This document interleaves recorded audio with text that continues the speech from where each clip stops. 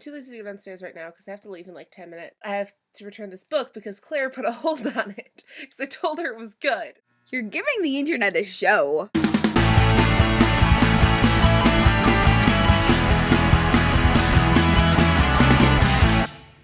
A dystopian future novel.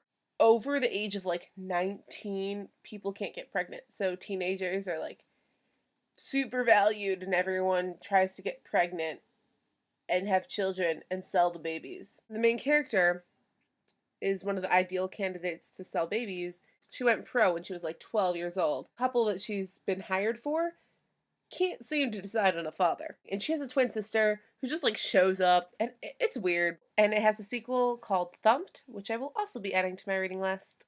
As you can probably tell, I'm a little bit of a young adult fiction connoisseur. It's really the only genre I read. But today is going to be a little different. Behind the Beautiful Forevers by Katherine.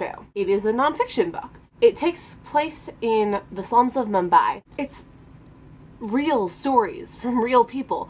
And it's definitely not something I would normally enjoy, but it almost seemed like it tried too hard to be an inspirational book to make you want to go out and help.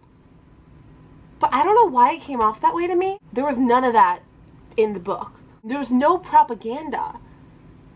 Yet I felt that it should have made me feel something. And it just didn't. It's a good book, but it's not like amazing or anything. Wild by Cheryl Strayed.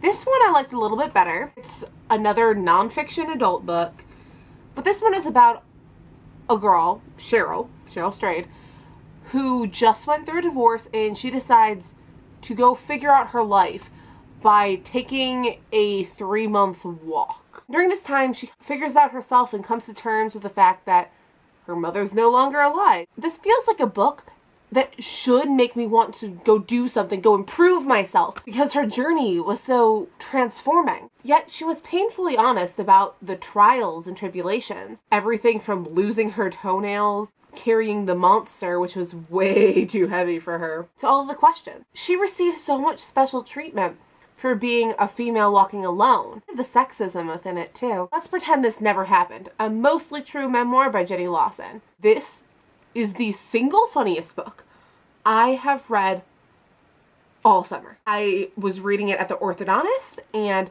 my sister was telling me how embarrassing I was because I just could not stop laughing in public. Her dad is a taxidermist.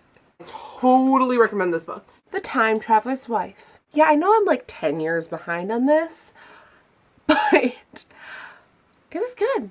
You know, I really commend the author for figuring out all those timelines. The characters were very three-dimensional. I really related to Claire the most. As soon as she really starts talking, I relate most to Alba. I think that says more about me than it does about the book. Definitely recommend this. I haven't seen the movie yet. I like the idea of time travel.